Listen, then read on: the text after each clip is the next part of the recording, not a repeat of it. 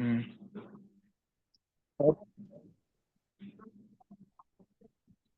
So from here now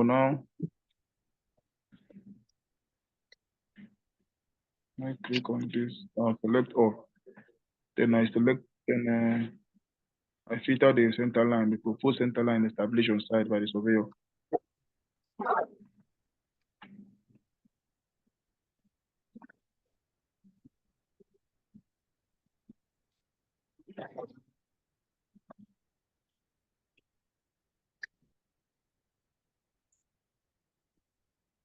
And I click OK. Then the next point of call, now copy this, Control C, Control N, then Control V to new Excel workbook.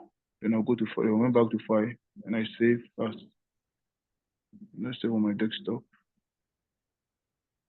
So my save as type will be save the comma delimited. And I'll give it center line better. I click.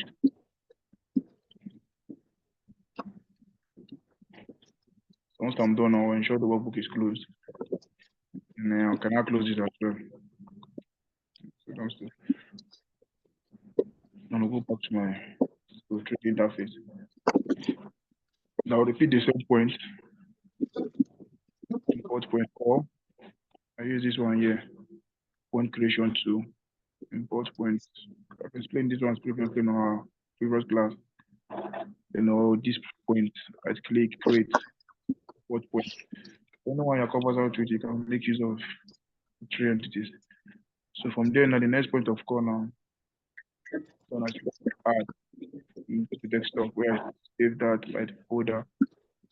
Then I'll select this and open.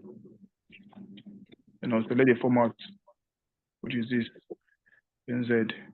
Then I'll add point to point group. Then I will now give the point group a name. CF data. So I'll click OK. Then OK. Then OK. So at this junction now, the next point of call, what we did was we created our surface. I think we created our surface. So the surface now is, like I said, we have surface here, one, surface. So you can make use of this, create surface. You can make use of this, create surface. Or you come to this side, the 2 space bar, you right click and say create surface. So from there now you can see the surface. So the name is showing surface. You can start to give your surface a name here by writing which the name you want to give the surface. Just leave it at default. So you have surface.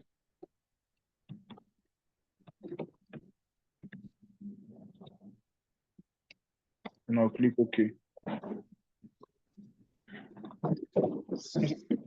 Next point of corner, then went to this box sign that pop out once to create our surface and give us a name.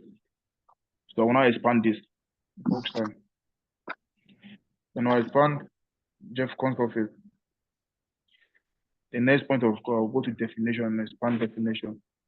So to confirm definition now, I can now say we have boundaries, break lines, drop, dead point, post. I'll look for the entity point group here. I'll right click and say add. So that add now, select the whole, not the filtered one. I've shed more light on this on our previous class. So I will select the whole data and add them together. And I'll click apply and OK. So the surface will now be created.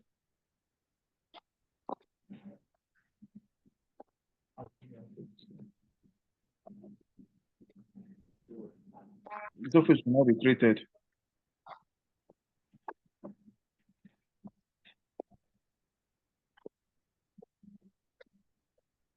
So if for adventure now is as this always look like you want to get a detailed surface, a detailed surface of how the terrain is. So I'll select it. I'll go to surface properties. Then I'll come to this edit current selection. Then on this entity, I can go to from here. I'll go to my contours. I can go to contour intervals. I can decide to increase the contours. I want to make them more so that I can see how the land is undulating. And the surface can it most of how the land is undulating. 3.5. So it's automatically to update this. And I'll click apply and okay. And I'll click apply. Okay. Once I come and see the contours will be coming out more. Then eventually you want to see how they call it. You want to see the layers on the contour.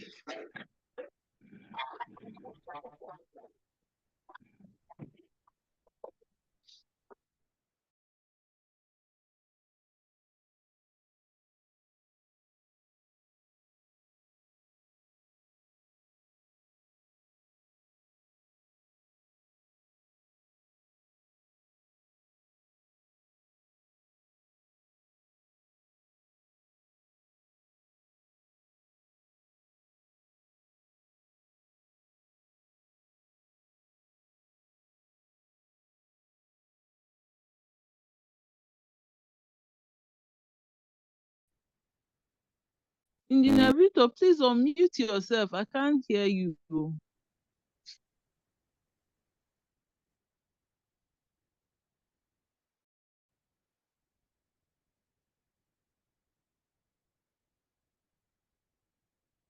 Okay.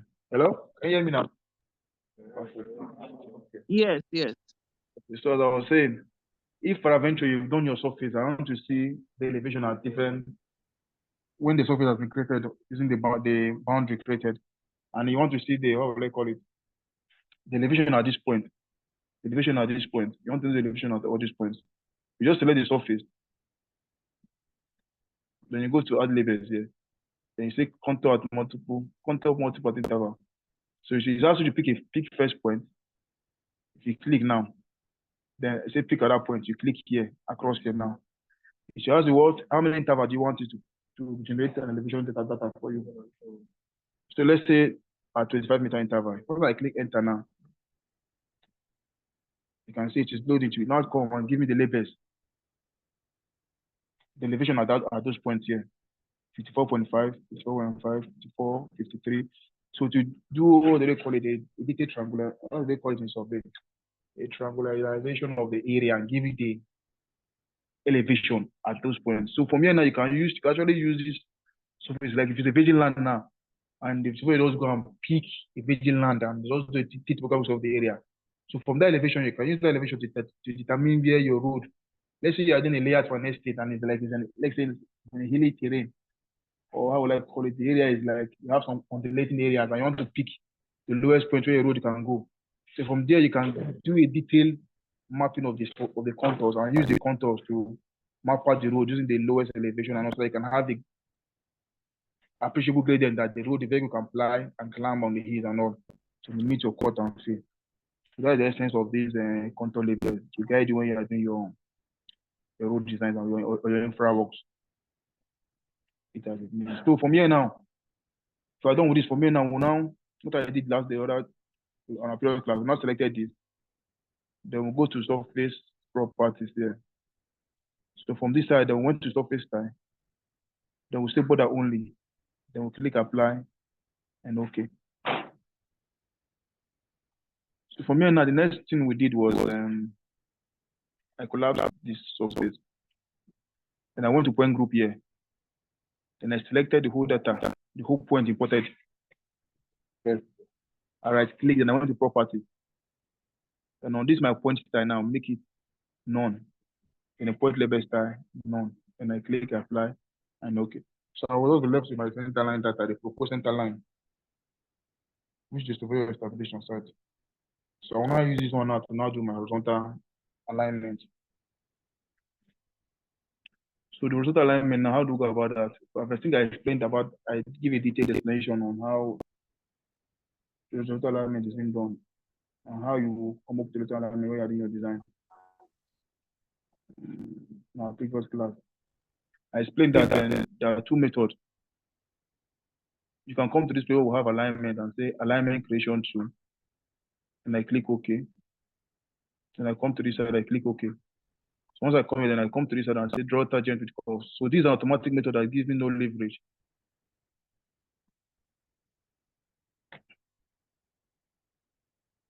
Now once I click, edit, drop, there's no leverage that I can play with or adjust, amend my curves or change them. Then once I click drop, it goes back. So the other method I explained was using your line and a poly line. So what you just do is you pick a line, you just trace follow across the points, you go, then you go as well. Then the other one is a poly line. The poly line is this. Once you go, you click. So the difference between the two of them is this one is seen as one entity, then this sees them as different entities. So the lines are broken. But poly lines are like an object, it combines them together as one entity. So once you use your line to draw your alignment, the next thing now you now use a poly line to trace across the line, or convert the poly line to poly line using there's a command in AutoCAD they call edit that you can use to convert your line to poly line. Just click all of them once at once to poly line, or you can just trace across the line as well. So what we did in our previous class was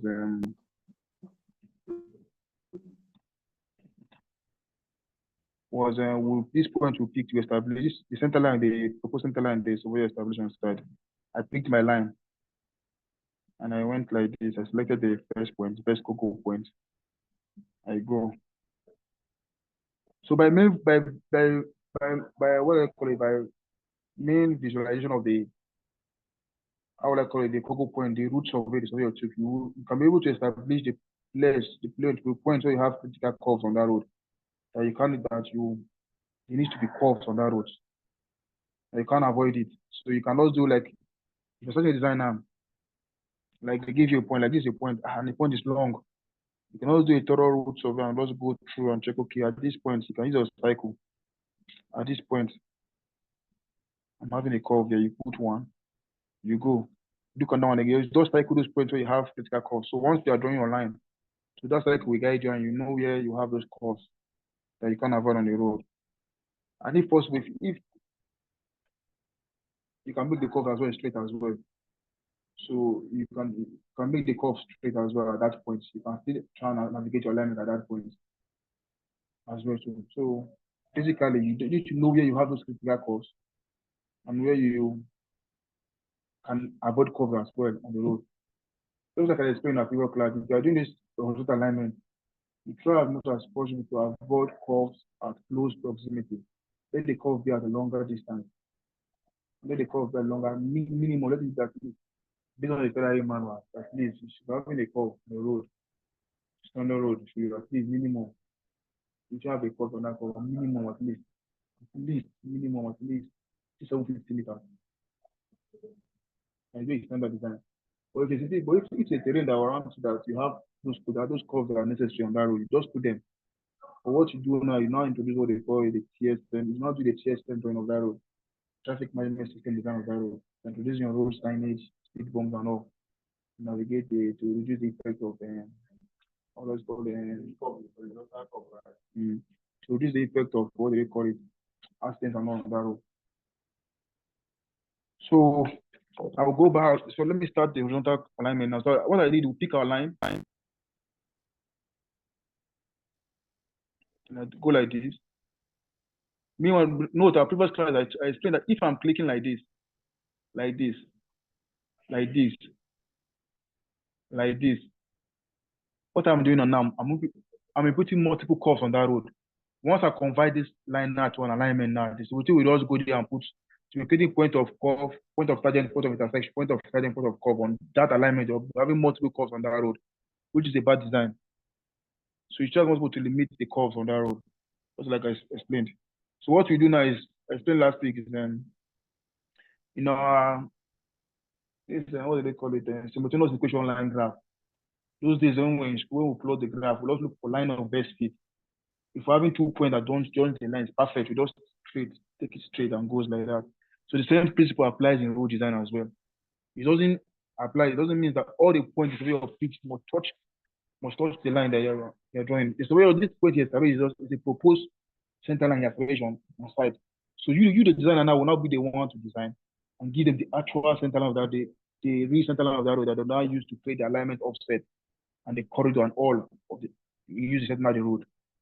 So what we'll do now, I'll pick this.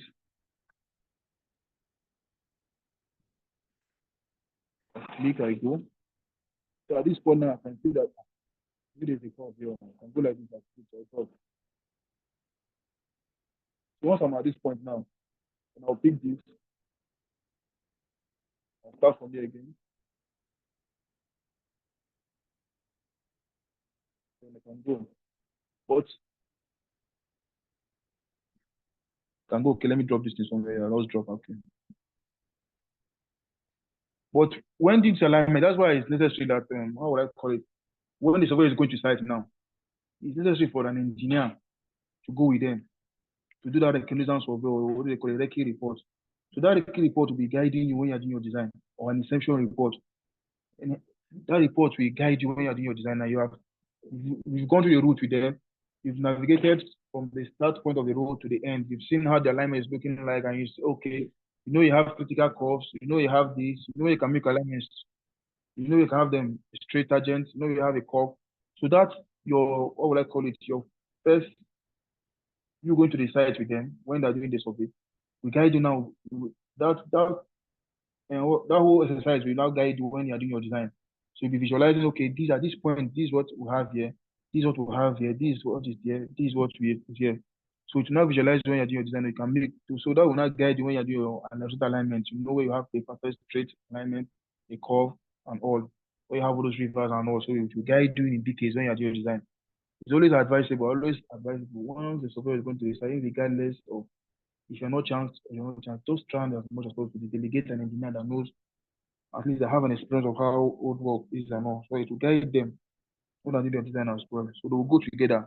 Once on the first day, they just navigate through the routes. They can use handheld GPS. Just go, navigate and watch, okay, this is how the alignment is and all. We'll now study. From there now, the surveyor will now tell, okay, this is the route you can take, this route you can take, this is what you avoid this. You now have a perfect curve and a perfect alignment that will meet the required standard of the road, and as well the cost education that will be involved when constructing it will be taken into consideration from the onset when you're carrying out your reconnaissance and your insertion report of the road. So it's very important. So for me now, if you're done with this now, we'll now do, let me extend this now. If I said I'll drop this, and the next point I'll trim this off.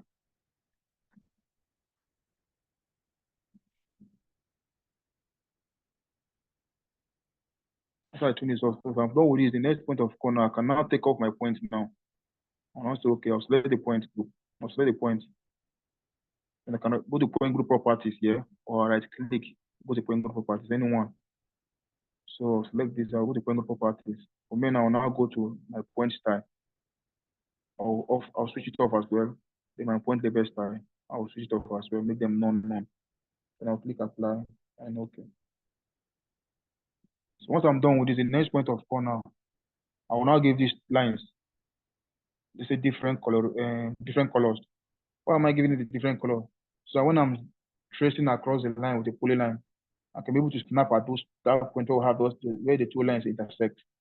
So I'll select this line now, right click, I'll go to properties. From there now, I'll come here and say, I'm gonna give it a yellow color. So imagine you design it for a 20-kilometer road, and you've done this with your line and all. You use your line to get your route alignment of the road. So you now give them different, at this point where they intersect, you have those curves. You now give them different coloration. So once you're applying, you pick your polyline now and trace across. So it's now, you'll now be able to snap at those points where they intersect. Meanwhile, you know that I'm working on the same layer here, 0 layer. I didn't create a layer for line or polyline or so I didn't create a layer, so I'm working on the same layer. So I'll just pick a polyline here now. And I'll come to this point, I'll come to this starting point here. So I'll click. If for adventure now you're using your for the first time, for adventure you're using it for the first time, and this object snap is not displaying. So you just come to this point here now. Let's go to object snap settings, normal in AutoCAD. can see them. If I say on select or if I say on select this now, they're all checked now. If I say clear now, they're not checked. So if eventually you're using it for the first time and that thing is not displaying, you just come to this or your object snap here and say select all. So now click OK now, they will now all be active. So you can now be able to snap at the point of intersection.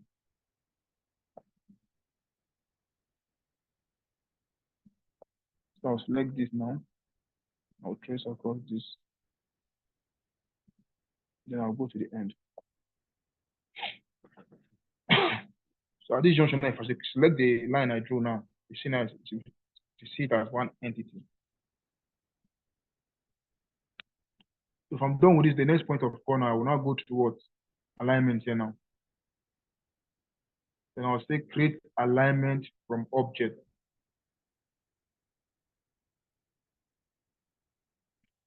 So it's asking me now select first line, arc or polyline.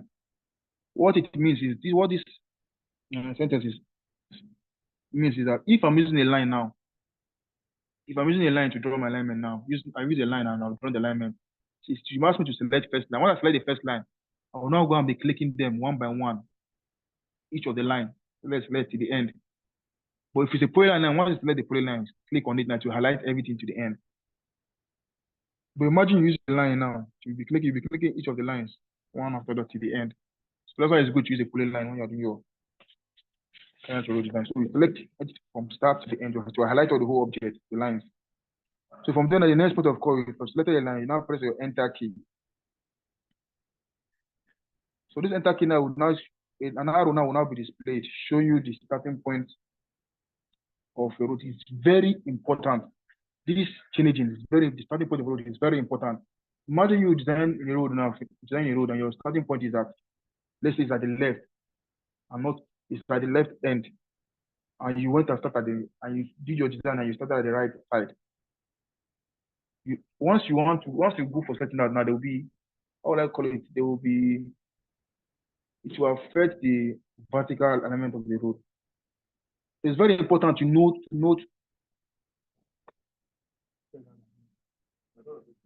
It's very important to note where your road is starting from, before you start your design. It's very important. Very important to know where, if your road is starting from, let's say my road is starting from this direction now, press enter to accept it. If you're starting from here now, from the other side, I'll click reverse here. To reverse and start from here, from this side to this side. But starting from here, I'll first press enter key to accept, then press enter to accept.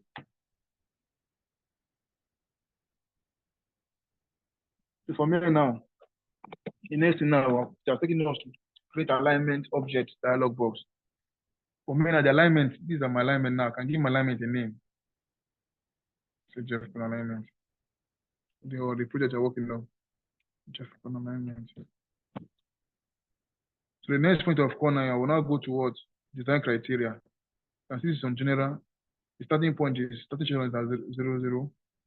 Then I'll go to design general here. On this general now, I'll come to this point now. We'll have alignment label set. It's showing no labels.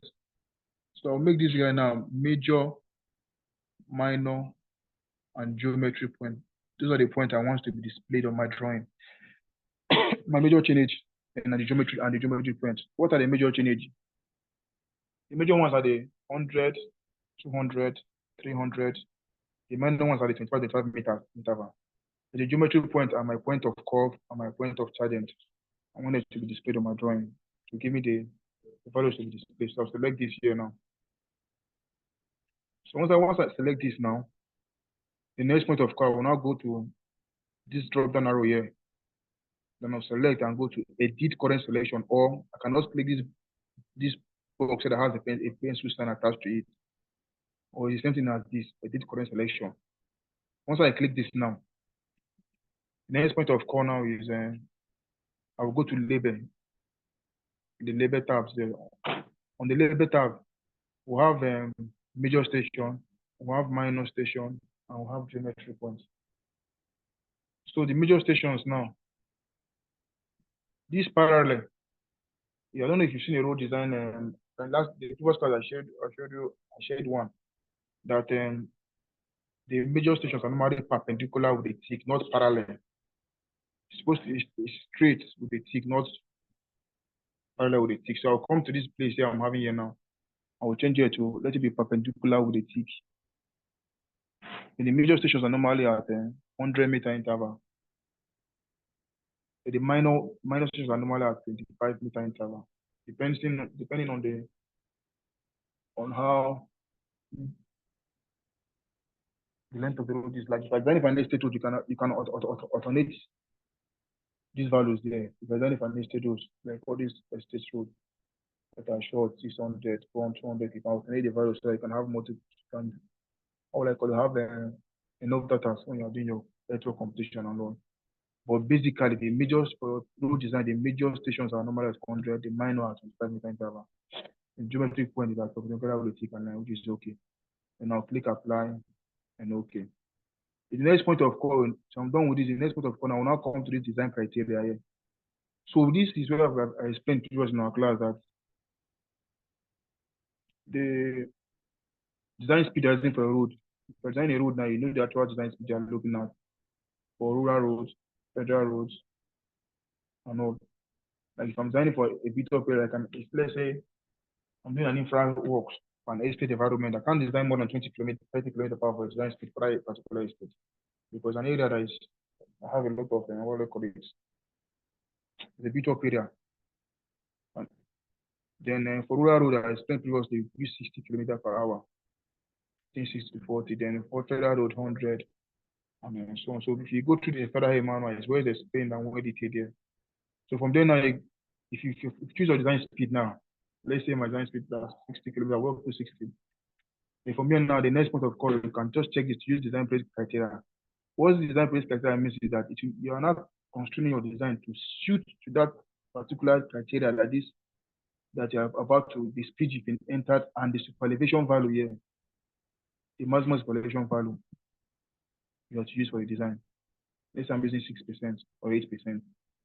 So now your design will not be constrained with this elevation value and also if you are going in, if you're having a value less than the prescribed value, the minimum value for a 60-kilometer road, using the 6% for elevation to meet up with that with your horizontal curve, and it's below that, it should just show that it did deep in our first class. So it give you an error sign showing that that curve is not meeting the required criteria for a 60-kilometer road. That the vehicle is coming with a 60 kilometers per hour and it's navigating the curve with the 6% elevation which they use in raising the road.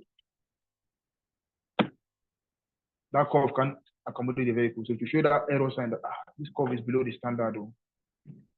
So what do you do there now? At that point now, if it's a built up area and you're having a built up and having building close by at that particular and the agency or the individual or the organization that want to construct the road does not have more to pay for compensation. I just wanted to close the road at that point like that. So what you just do now, at that point, you just take note of the curve that is giving you at that point, the radius of that curve there. So you do then you do the TSM drawing at that particular location, TSM, the traffic system management drawing at that particular location. You put the signage, the 50 meters and 80 meters before and 80 meters after the curve. So if you design for 60 and you have like for 60 for 6%, the minimum radius there is supposed to be 123 meters. The minimum radius for 66% based on the highway manual. If I'm having 100 here now, I know that I'm below the design speed here. So what we're looking at, okay, is between 40 to 50. So what I will do, if I'm having a 50 kilometer, at 50 kilometer, I'm having a radius of 100, that vehicle can go at 50 kilometers per hour and navigate that curve. So what will I do? Before the curve and after the curve, I won't put that 50 instantly. I will step the speed back by 10 kilometers per hour. I will impute a 40 kilometers per hour signage before and after the curve. Then if you know where a 50 kilometer speed can navigate that curve, but I will reduce the speed to 40 kilometers per hour. So the driver coming out, once the driver is by mistake navigate and goes to 50, he can still navigate, he can still pass through the curve. So that's how TSM drawing works. So if you're doing TSM drawing, traffic system management drawing, I'm doing a speed a road for 100 kilometers per hour, and I want to do a signage. I won't just put 100. I will step it up by 10. So from here now, if I'm done with this, the next point of call now, I will just, check this. I will just come to general. I will just click OK.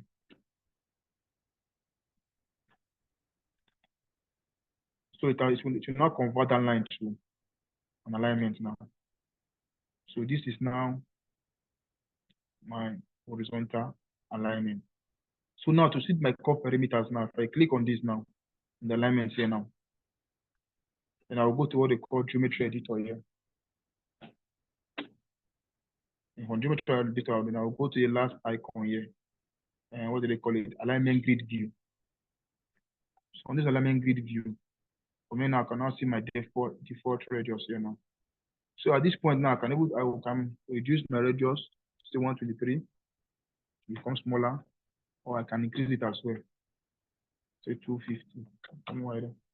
I can play with my radius here and check to see if I'm having a wider land that I can accommodate once I do my alignment offset, and my alignment sits on the carriage on the right of way of the road, and when my beats are fast, so I can expand and as well expand the radius as well. So that's how you go about bringing out horizontal alignment. So if you are done with this now, this is where we stopped last week. This is where we stopped last week.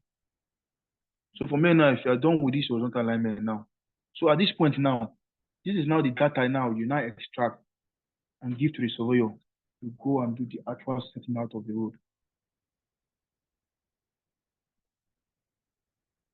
So let me create my alignment offset now, so that I will see now. So in creating my alignment offset now, what will I do now? I will come to this. I will come to my alignment here now, and I'll go to create offset alignment. So once I select create offset alignment, it doesn't select alignment or press enter. This select alignment, what it means is that if you can see it's asking to select alignment or press enter key. Let me press enter key. Just give me one alignment there. Just like I said in our previous class, if you are doing like a layout design now, let's say, I don't know where most of us in Abuja, let's say I'm doing a layout or Jahi layout. I will have different alignment there on that layout, but we'll have one surface. I'll have one surface, but I'll have different alignment. Alignment one, alignment those the different road network on that line, on that what do they call it, on that layout. So I'll be having like this one. I created one alignment, and once I do, I'll draw an alignment, give them different name: alignment one, alignment 2, 3, 4, 5, 6. So I can have multiple alignment on that particular layout I'm working on that or an estate. Let me say an estate road. I'll have different alignment on the estate, but I'll have one surface. Regardless any project you are doing, any work you're doing, with any infra work you are doing, work, you can have different alignment or different pipe network, but you have one particular surface for all of them. Once I'm done, I'll click OK. So when it's OK now, the next point of corner is can see my alignment name here now. Jeff corner alignment, then offset name template is this now. So this offset name template, that's one I will not give my offset, what do they call it, the name. So now let me say I want to offset my carriageway of my road now.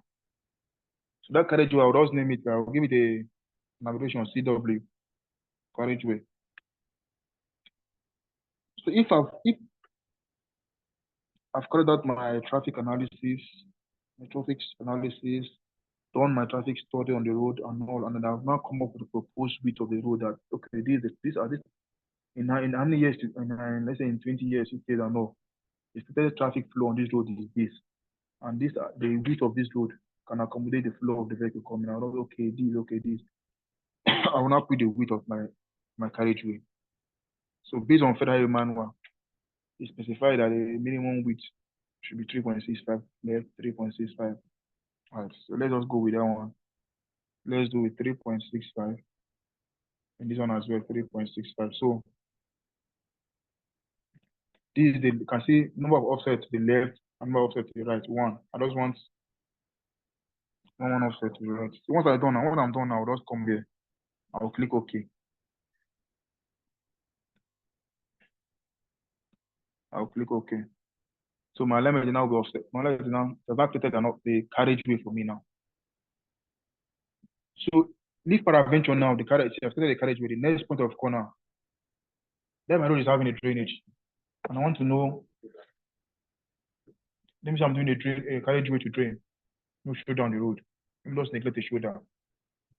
And I say I'm having a drainage. I want to know my drainage, how would I call it? My drainage meter as well. So I will go back to this point again now. I'll say create offset alignment now. I'll press enter. So this time around, what is happening here now? I'm having 3 alignments and I'm having seeing this carriageway as an alignment as well. So but my reference point will be from the center line alignment, which is the Jeff cone alignment, the center line. This particular green one here. So I'll select this now and I'll click OK. You can see it's giving me 3.65. The previous one I did before. So now I want to get to my drainage. Let's say I'm doing a drainage of 1 meter, width of 1 meter. So I'll come here now, I'll type DR and drain. So I'll add now 3.65 plus 1, which will give me now 4.65. So I'll need 4.65 here.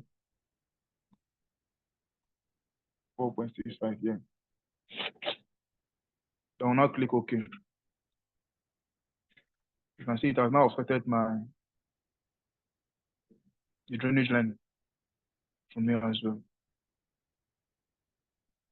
So at this point now, if I'm done with this now, at this point now, let's say the surveyor, engineer, fast, send me that so that they can let them peg out the road. So I'll see how the road is looking like. Well, let's know what alignment came out well or not. I will now do what they call, I will now extract the coordinate now, send back to the surveyor. The surveyor will now use this coordinate, this is my design coordinate to set out the road for me.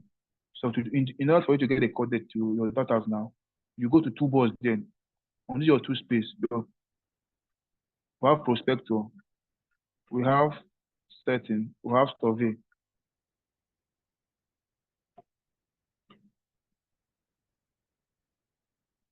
Then we'll go to toolbox.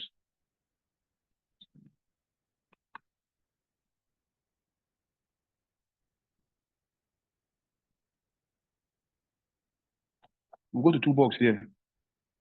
On this toolbox, we'll go to report manager. This report manager will go to alignment.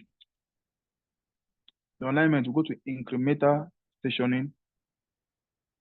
Then from here now, we'll right click and say execute.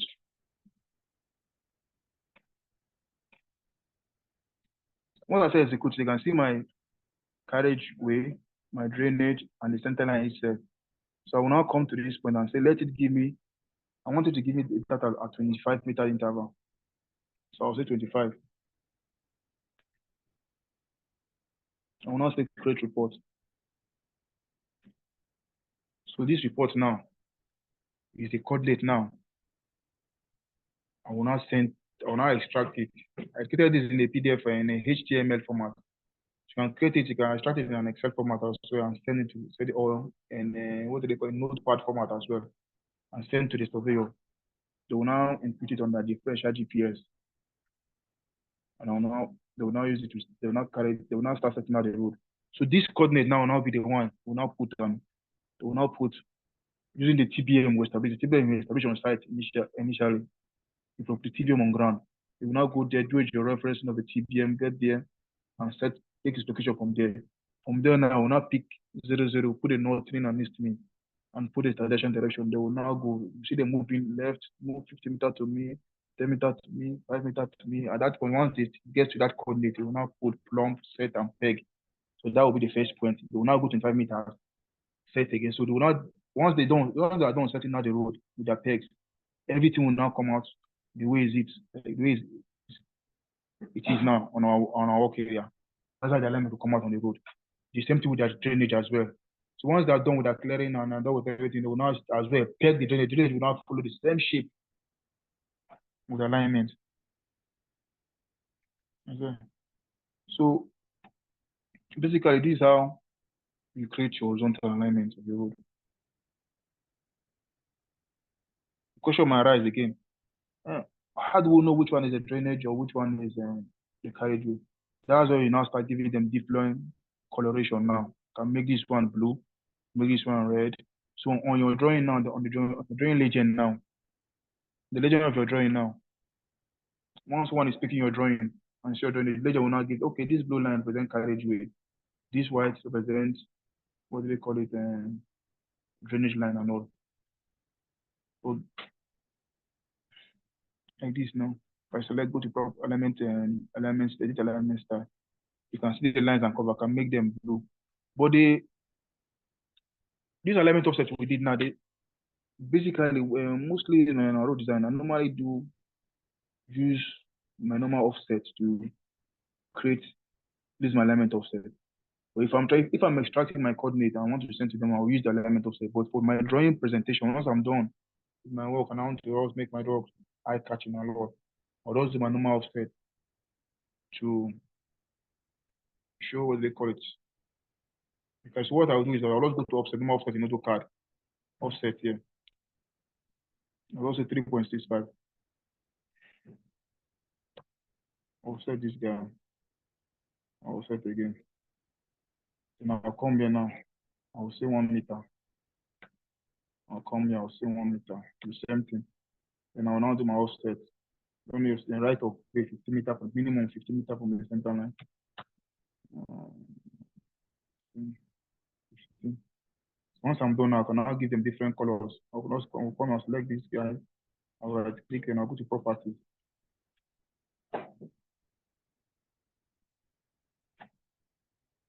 I'll make this guy a blue color. Then I can leave this drainage line to be white. Then my right of way, I'll select my right of way. I'll right click, I'll go to properties. And my right of way is normally represent, in all road designs, normally represent they're using a broken line. So I'll change it to broken line. And I'll increase the line type scale here to be 200. It's much. Make it 50, 20. So the broken line represents, know your road design, the broken line represents your right of way. Then others can have different colorations. So if you are done with this now, the next point of call is now, we'll now go start the vertical alignment. So we'll proceed with the vertical alignment today now. So what is the profile? A profile is used to represent a terrain data. It's used to represent a terrain data along horizontal alignment. Data points are generated wherever the alignment intersects the surface line. The profile view is the 3D grid object that shows the profile data. After you create an alignment, the next step in your design process is to create it to generate the surface profile. The surface profile. What the surface profile means is that after you are done creating your alignment, create your surface. So the next thing now is to now generate a profile for you showing how the ground is the natural ground level of the road, how the ground is undulating. So this is the profile, that is the vertical alignment. So we don't call this profile, profile. For instance, now is the vertical alignment we are trying to go into now.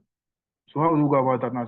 So this is my surface created, and this is my alignment created.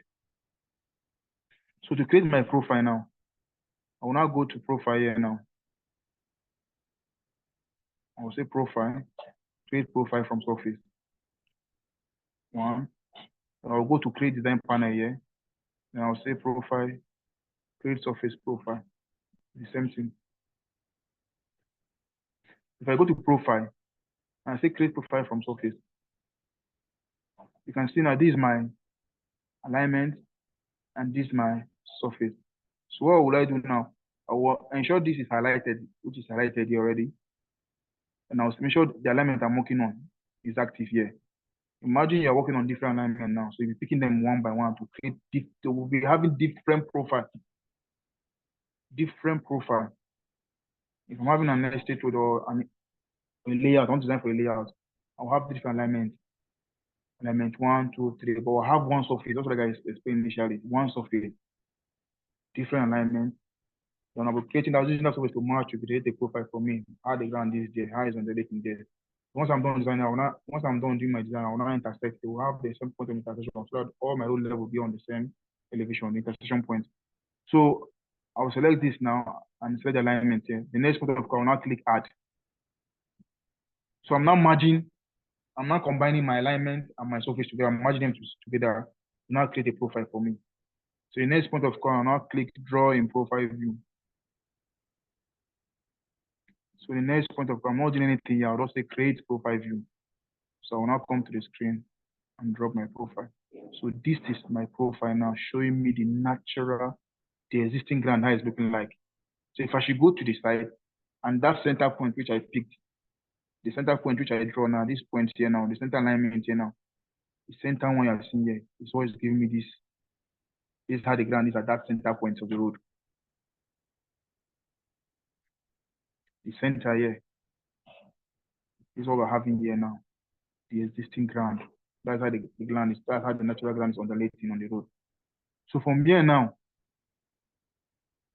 that is when, after I've gotten my profile now, I've gotten this now.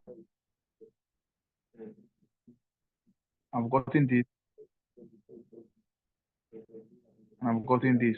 The next point of corner is this when I'll now start doing my design profile. That is my formation level of my road. I'll now start doing design the vertical alignment. Now I want to down to do my vertical alignment, design the vertical alignment of my road now.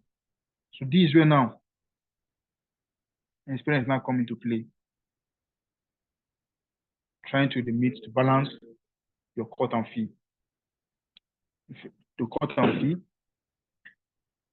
the maximum gradient of the road, your passing and stopping side, the K values. So this way now those checks now comes into play now when you're doing your road design now for the vertical alignment now. If peradventure, let me just something I didn't explain. If peradventure now, see this surface I'm working on here, this surface now is established here. This surface that we created now. If peradventure, this is my, what do they call it now? Watch. I did my alignment and my alignment is going outside the surface. Just watch the profile. What will happen here now? It's going outside the boundary. The surface is created. I select this now and I drag this guy outside. Let's go down and see the profile. You can see it's showing that at that point, the surveyor didn't capture any value for me. So I'm working outside the area. He did what do they call it? He did his triangulation. As the other area he works, he picked his data and all. So I'm working outside that area. So if peradventure I did my alignment and I go outside the boundary created, on my profile now, it does show me at this point now, you can see there's no values captured here, showing that I'm working outside the area here, established on site. The area I did is the area I covered on site. So that's why it's always important that once you import your point, you create your, what do they call it, your surface. You create your surface and all. Always ensure your alignment is within the particular area you're working, your design, your working area. And if you are sending a surveyor to site, it's very important. As I always say, don't always tell them to go to site. Okay, give me left and right. Okay, surveyor, go to site, give me the center, left and right. It's not always it's not a good survey. It makes the work easier. Let them give you minimum from the center line, 20 meters, at least minimum 15 meters left and right. Let them give you data. Why didn't they data? Because once you go to your earthwork computation now, you have done your earthwork, you have created your corridor and do a detailed design, and you've done your corridor design and done everything, and it's just right. You want to do your earthwork computation. So that data yesterday, that area he covered, the extended where we give you to give a detailed earthwork computation for the particular. Don't imagine you're having a road, you're designing a road now, and the surveyor went and picks it and takes the data center, left, right. Center, left, right. And that center, left, right, he took center and he took 5 meter left, 5 meter right. And you're having 10 meter width of data and he's established to you. And you're joining a road and you're having a road. At that point, imagine you're having an embankment or a high field. It's what we call daylight slope. That wants to do that daylight slope, that field will go at a longer stretch and comes up and collapse at that point. So you need enough data for that earthwork completion there. That's why it's always advisable. If you're sending a survey to the site, okay, go and give me a detailed survey of that area. And one minimum on my left and the right hand side, minimum I need minimum 50 meter left, 50 meter right. So you have enough data. So that once you are doing your design, you have enough what do you call it? Enough data to do your earthwork computation and to do perfect triangularization of the road. I don't know the word they use. So it's always advisable for them to do a detailed survey, not to also go inside left, right, center. We'll also go like that and give you 5 meters, 3 meters. Once I do understand now, once you do your work now, you want to do your time, come up with your payment. Anything you see you're having a shortfall, and once you go and do estimate, once they go to site now, they'll start looking for contingency and no shorting. So basically, that's how it works. So always ensure your alignment is within. So as in you're working on the boundary established on site. Because if you go outside the boundary, these errors will be shown there. You see these values there, don't be displayed. So let me take it back on to Z. Excuse me, Engineer Victor, what of due top areas?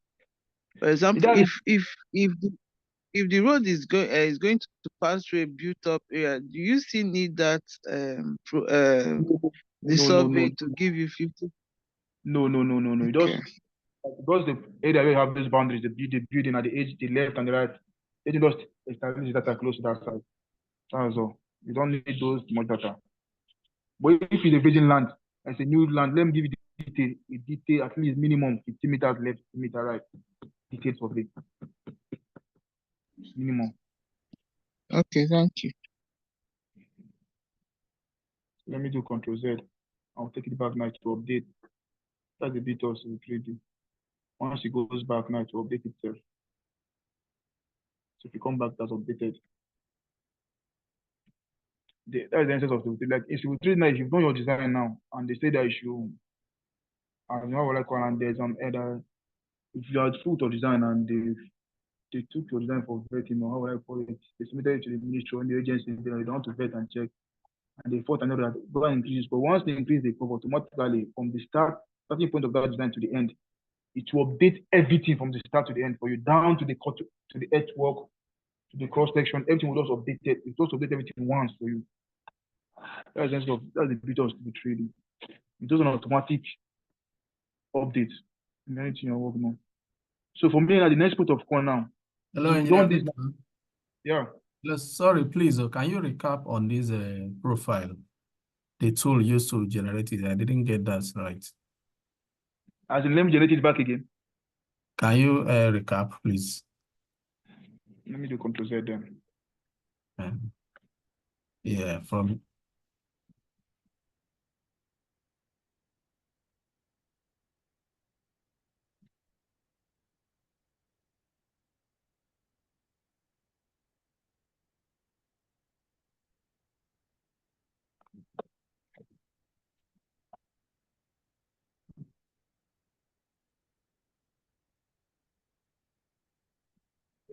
Okay. What I did was after we are done with our horizontal alignments, the next point of call is to create a profile. What I did was we linked the entity name profile. We have one profile here. We have another profile here. So any of the two, you can choose to use any of these two. Any of the two. So if you click on this profile here now, you say create profile from surface. One. Or you come to this point here and you say create surface profile. So any of them, you can use any of the method to bring out your profile. So the next point of call is, let me use this one. If parameter, this is not showing, this tab there is not showing. I think I explained this on our previous class. Yes. Like, if this is not showing, if you come here, you say hide menu bar now. It goes out. It won't be displayed. But if you come back here now, you say show menu bar. You see them to be displayed up here. So if you select profile here now, and I say create profile from surface. So what I did was that this alignment now is the one I'm working on that is active. And this is my surface I created. So I ensure that this guy is highlighted, the surface is highlighted. And the alignment I want to match with the surface is checked. What I explained previously was, if I'm working on let's say an infralab, a layout, I'm designing a layout on an estate road. I will having different alignments here. I can have alignment 1, alignment 2, alignment 3, alignment 4. I have like 10 alignments, 10 different road networks. So I'll be selecting them one by one and be creating the surface and be drawing them on the, what I call it, on the screen. But this one, be that I'm working on one alignment now. This is highlighted and this is highlighted. This is checked as well, the two of them. So I will not say add. So I'm now merging this with this now. So the next point of I will now say draw in profile view. So once I say draw in profile view, I'm not changing anything here. I'm not working on anything, any entity here. I'll just say create profile view. And I'll just drop it on the screen. The profile will now be displayed on the screen. Okay, thank you. Yeah. So for me, the next point of corner is now we're now going to design of our vertical alignment now. So the vertical alignment now, let me check if I have I think we've done it now. Let me see.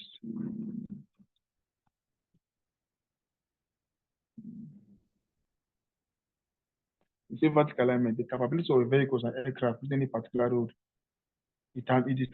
Road determine the maximum allowable grade that should be established. However, other factors to be considered.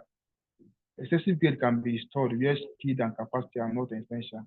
Wherever possible, grade should be less than the prescribed minimum values. Within limitation imposed by various other criteria, place target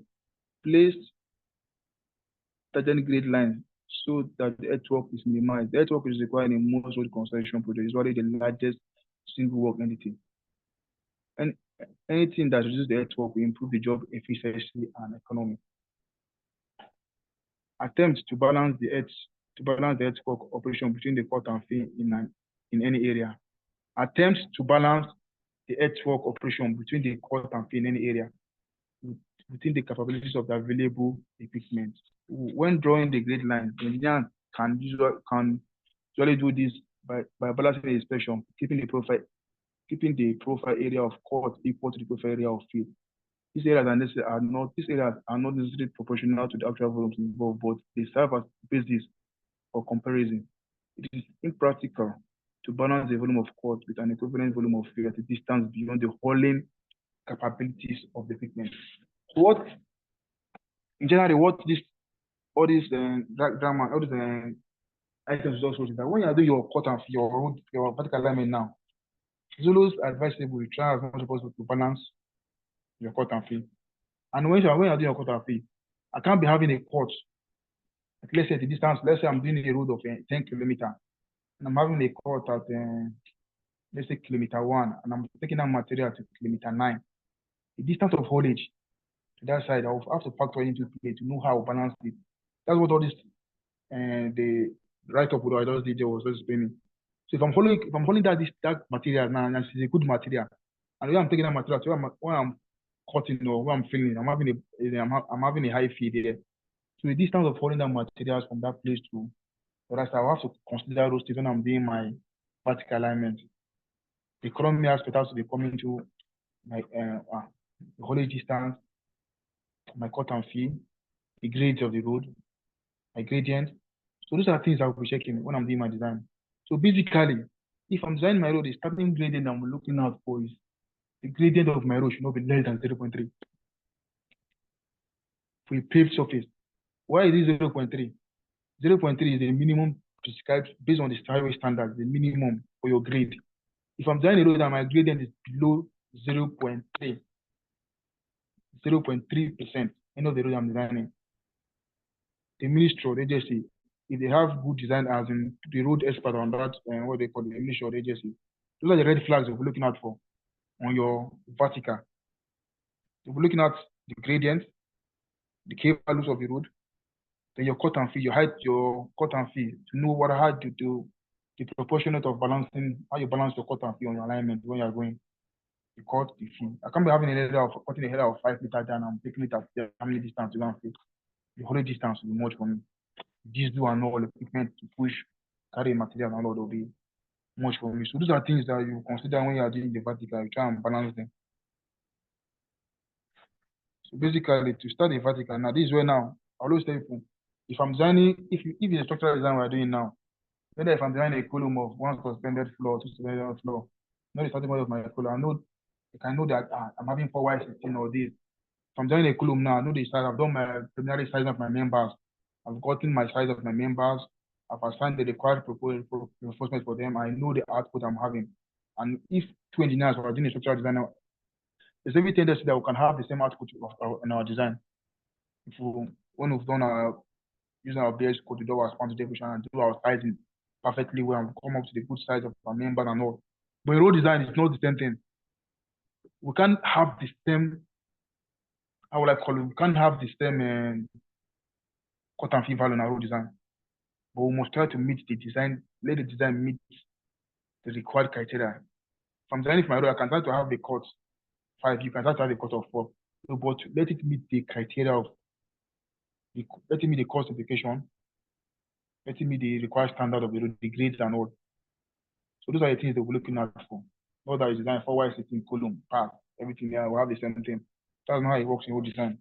Road design we must have different entities in our cut and fill. We can't have the same value. Now, so for the vertical now,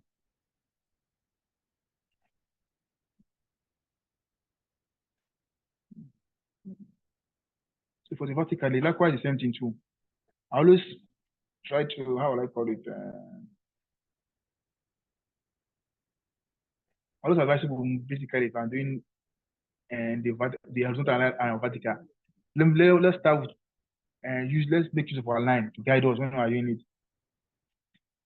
The vertical alignment. So basically, if I want to do my vertical now, there's the way we come to this profile here now, automatical one. I'll say profile creation 2. So it's asking me to select profile view or create profile. This is my profile view created. I'll select this profile view here now. Then it now come to this one and ask me draw design. I'll just click OK. So for me now, I'll now come to this point where we'll have profile layout tools. So for me, I'll now select this and say draw tangent with cost. So watch now, this once I click this, there's no leverage. So what I'm doing now, I'll be going now to do my vertical alignment now. If I'm bringing this thing down here now, show I'm having a cut. If I'm going up, I'm having what? A fill. So when you're doing this vertical alignment, you must try as much as possible to follow the natural ground, the terrain of how it's looking like, how the natural terrain is. Let your design level not, how would I call it, not go that far away from the natural ground level. So you just try multiple to trace to follow how it is. So once you follow and you go and you see you're going out of the existing ground, you can also drop here and introduce the vertical curve and you go again. You go. But this one is an automatic method that is when you are, how would I call it, when you are good and your hand and you are strong in the road design, or you can use this method, click, you watch, edit, shape, and play with it. But if you are still in how I call it in the learning process, I always advise people to use what they call it, use your line as well. So this line will not guide you when you are doing the vertical. So I'll pick my line now. What will I do? I'll pick my line. I'll just take my line and trace across this. I will go. I'll say, let me go like, okay, this. Watch, I'll follow the ground the way the ground is. I will go, okay. If I'm going like this now, if I go like this now from here to here, I take it from here to here, you can see. I'm having a good grade, but I'm having high feel here. I'm having feel. So this is a good design. I'll check again. Okay, no. So let me follow the natural ground how it's looking like now. So I'll pick this like this. I will come now to limit my cut and fill. So I will go. I will trace. Okay. At this point, see where this thing is going outside. It's going down at this point here. So from somewhere I can come. I'll drop somewhere here. Then I'll go again. Then I'll trace. I'll go, okay. At this point, I can take like this, okay. You can see now, I'm taking my line now.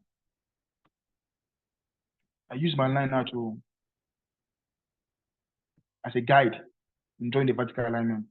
So you can see now, when I want to check, okay, at this point, okay, this line I got like this, okay. This is a starting point, okay. Can I still reduce this thing? I'll play with it. I'll check, okay. This is okay. This is okay. So I'll now see the sense of feeling by main visualization. As you can see, I'm having a cut here. I'm having a feeling. Okay, I'll check, okay, this is okay, this is fine. So if I check that I've used my line to trace, go through to get my vertical, to place them, I have my vertical curve and all. The next point of corner, I will now give them, just like we did in, what they call it, in the alignment. I will now give them different coloration as well. This I'm doing now, this is where experience comes into play.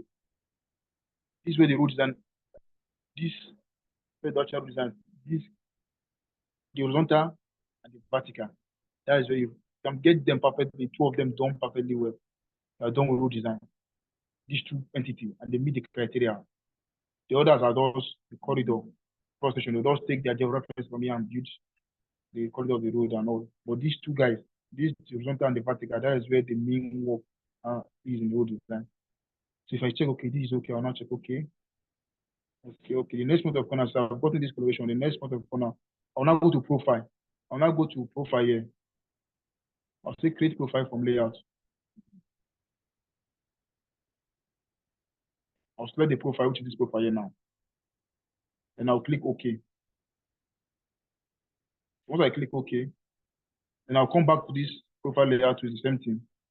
And I'll say draw tangent to the curves. So when I draw tangent to the curve, I will now select this now. That thing I did the first time when I went, I take profile creation to and it come out automatically. The same, I'm repeating the same process now. But this time around, I've gotten the baseline now, like a base point where I will just click, and to make my work faster and neat. So I'll just click here now. I'll go, okay, this line I'll drop here. So this I'm doing a side curve here, and I'll go to the end, I'll drop. Once I'm done, I'll just press enter key. So once I press enter key now, I can tell this is the vertical curve. The length of the curve is 150, the K value is 150.0, okay. I'll now take the gradient, this is 1.4, and this is what? 0.49. If peradventure I'm having a value less than 0.3 here, be the negative or a falling or a rising gradient, I must ensure that value. I would come to this, I would raise the profile or lower the profile at this particular point now to meet up with that 0.3% gradient.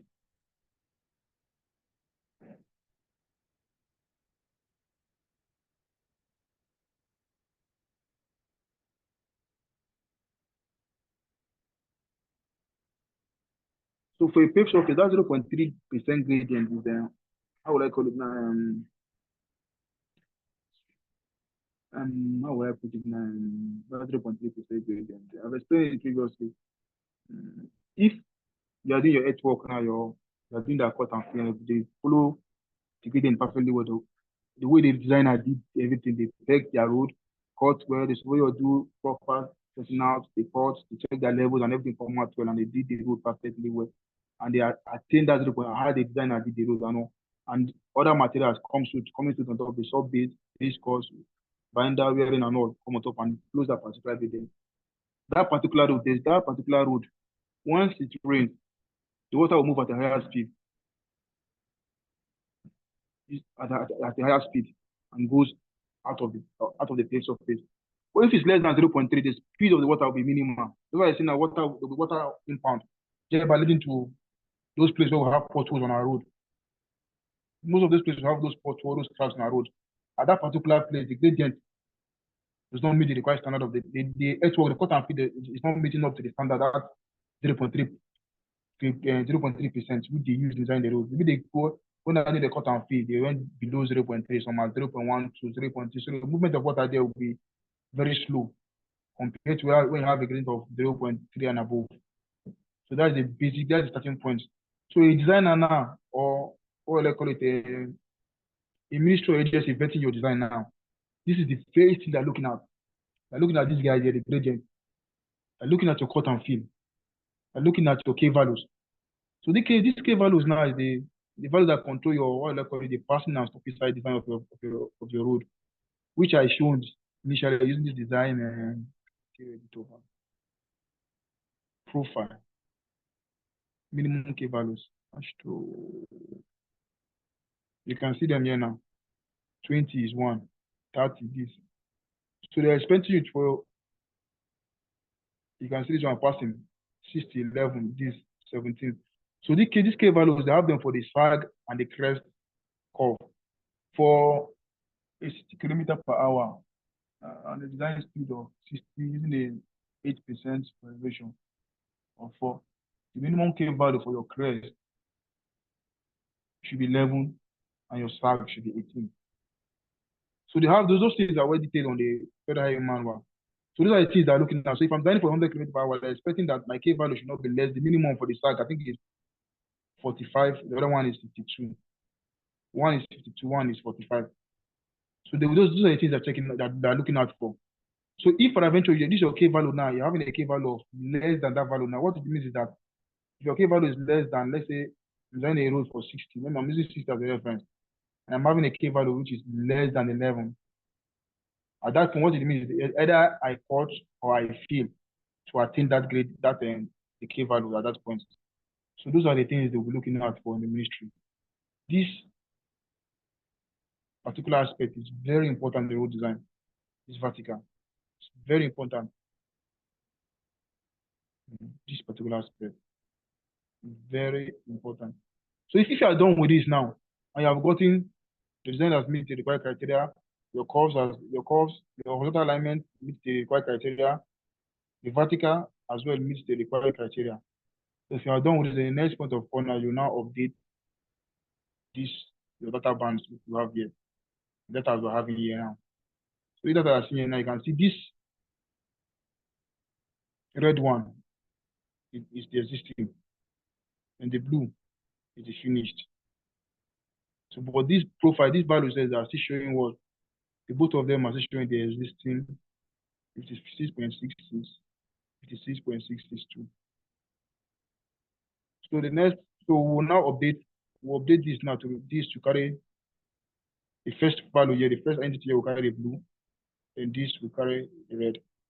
So how do we go about that now? First of all, let me take out this can see this transition, the line I used. So I will come to this point and I'll select my profile. Then I'll go to geometry editor. Then I'll go to design criteria editor. I'll select the profile, the vertical I draw. Then I'll go to geometry editor. So in the geometry editor, there's a tool called raise or lower profile here. You can actually raise your vertical alignment or you can bring it down as well. So we'll call it easy to raise or lower profile. Raise or lower your PVIs. So if I select this raise or lower my PVI, I'll select this now. And I'll come to this point and I'll say, let me raise this by 0.5. That is TMM. So I'll click this. You can see it has raised my vertical alignment for me now. So I'll now delete this line. I'll delete the line that I use as a guide. So the next point of I'll come back to this point here now. This is my raise or lower PVI. And I'll take it back to the initial level minus 0.5. So it come back to the initial level. It was before. So at this junction now, I can now update my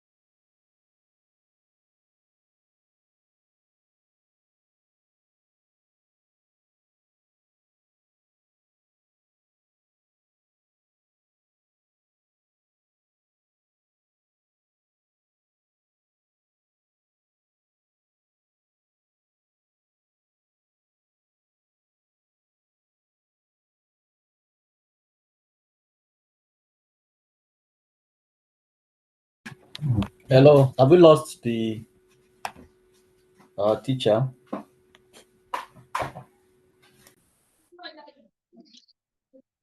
Maybe it's network.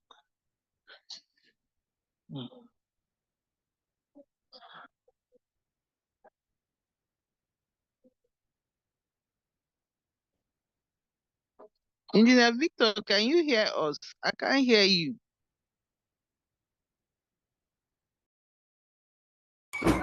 I think all myself can't hear him. Maybe we've lost him based on network.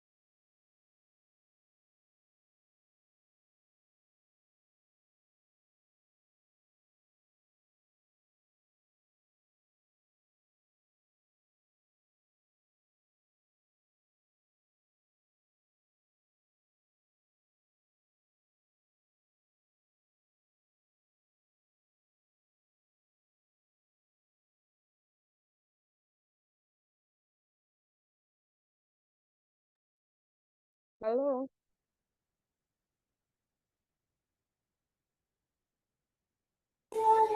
Yes, you can't still hear him, so we're still waiting. Okay, thank you.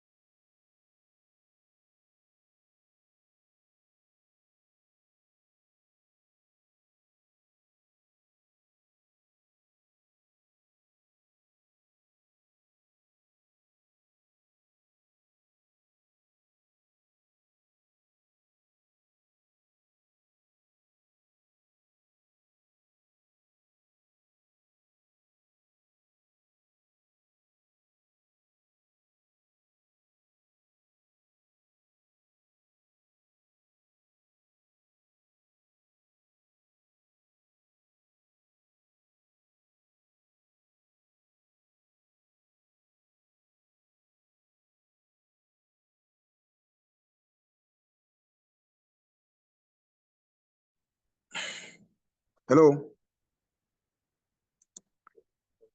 Hello? Hello? Hello?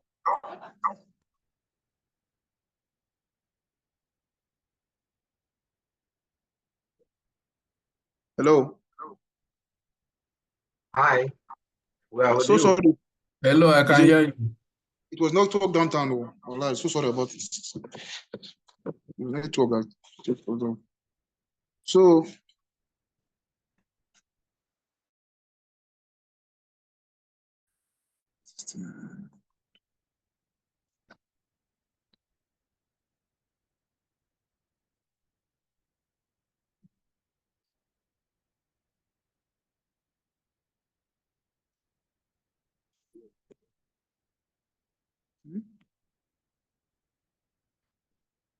as I was saying, poor network went off.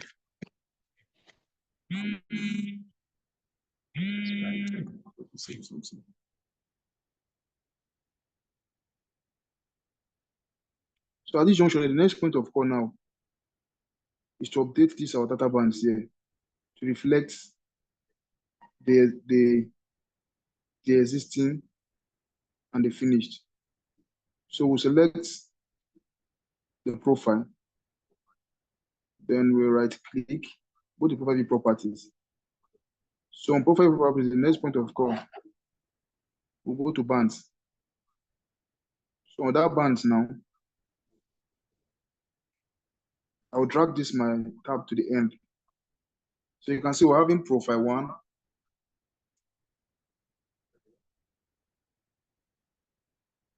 we're having profile 1 and profile 2.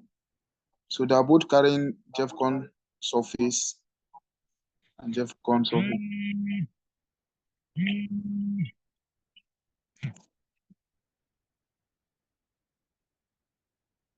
JeffCon surface and JeffCon surface.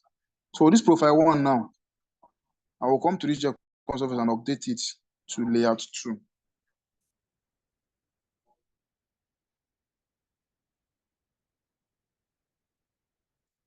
Then I'll leave this profile 2 to be on surface. So this layout now is the finished ground level of the road here. Then this profile 2 now is the existing, which is the red one. Why am I having layout 1 and 2? Civil 3 does how would I call it? It does a next counter that, like now, if you get an alignment now, and you delete the alignment, and you want to get an alignment again, it will count that first one as alignment 1. So the second one now will now be alignment 2. So that's everything work. It does a next counter. Like when I did this layout, now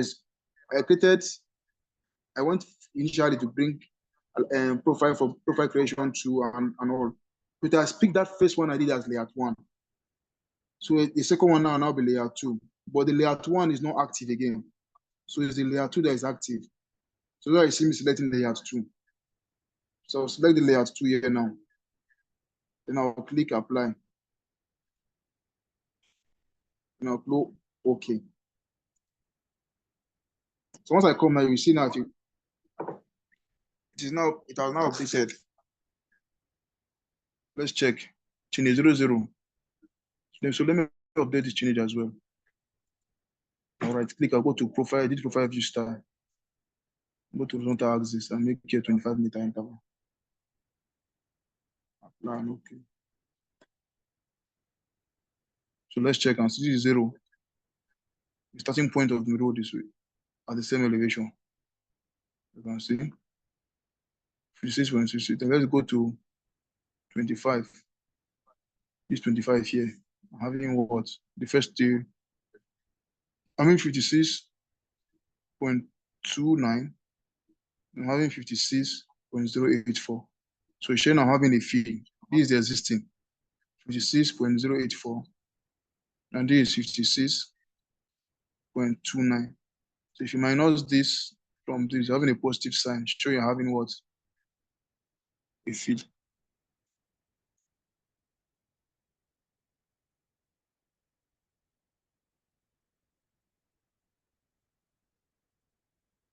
So you go, let's check the next one again. At this junction again, I'm having a field. 55.92, 55.493. If you let's check and go. I'm seeing I'm having a field here now. So if I minus this one, I'm having a field. Let me look for me, I'm having a cut. basically, most of the time I don't feel. Let's see. This is a field, this is a field as well, a small field. This here as a cut. This is a field. So you are seeing that it has now updates. The update has now been reflected on these data values I'm having here. So the first one is the finished. Then this is existing ground. So basically, this is how you go about drawing the horizontal and vertical alignment. But this thing you see me doing, I just do once. It requires constant practice and all. Constant practice and picking various survey data that you have, play with them, try and work. You can this one is a relatively flat ground. If you have some ground that I'm undulating now, you see now I was trying to get my course, my field. And as well trying to get a perfect gradient. The gradient should not be at least minimum. The maximum gradient at least minimum 4%, 5%. If I'm having a grade above 6%, 4%, 5%, at that junction, what they intend is that I need to cut down to have a relative grade that the vehicle can climb and fly on that road. So my starting point, mostly for my design, is looking at grade, my grade should be more than 5%. 5% is more as well too. 4%, 5%.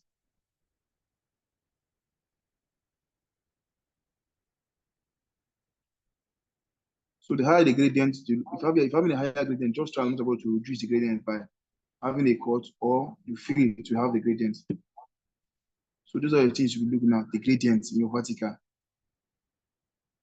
The cut and fill. Try and to balance your cut and fill. If I'm having a cut here, I'm having a fill here. Let it not be at a far, let them be at a longer proximity. Let them be at the close proximity. I'm having this material and it's a good material. I'll use the material to balance this up, cut and fill. I'll go use other material balance to my cut and fill and balance my road. So this particular level, this particular road level now, is the level now. I will now use now to do what do they call it? All the class we were doing last week, like my pipe network analysis, my storm and water line, my sewer line, and all. So they will all follow this particular gradient of the road I've designed. To follow the particular gradient. So if I'm designing, if I'm having this now to be, let's say, this is my formation level of my road now. From here now, let's say I want to get my invert level for my pipe now. And I want my level to go at an elevation of, let's say, 3 meters down. So once I go 3 meters down from this particular reference now, I'll now do that raise or lower PVI, bring this guy 3 meters down to reflect here. I'll now go and get those levels and mark the elevation. So the surveyor will now go all this and peg and excavate down at that level. They will not have the same slope. And this gradient now, the water will now flow using the particular gradient and the slope of the road.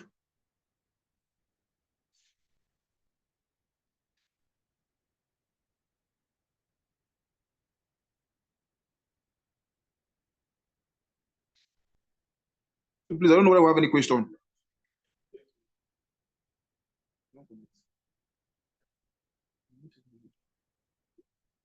Do you have any question?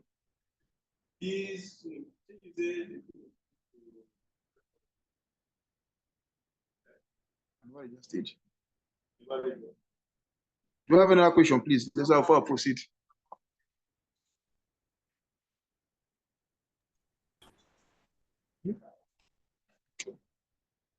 Any question? Steve, Yeah, hello. Question. Yeah, okay. Yeah, Engineer Victor, question. Yeah, question. Okay. Yeah. Can this be used for pipeline design?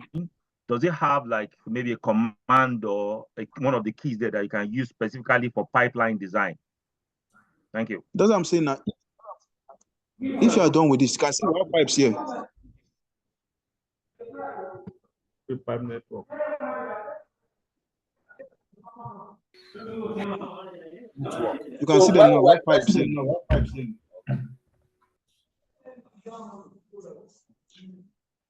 You can see this. You can see we have pipes. You can create a pipe network. This pipe network draw part in profile view. There's a way you come to. What is this thing, sir?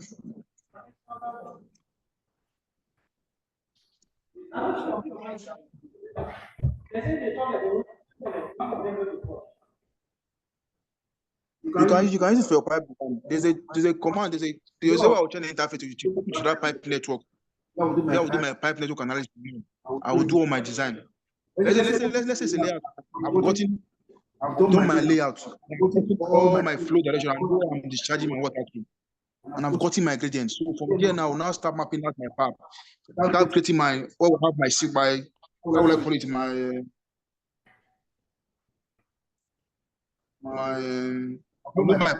where my pipe will flow, where I have my inspection chamber, where I have my what do you call it, inspection chambers at intervals. I will put them.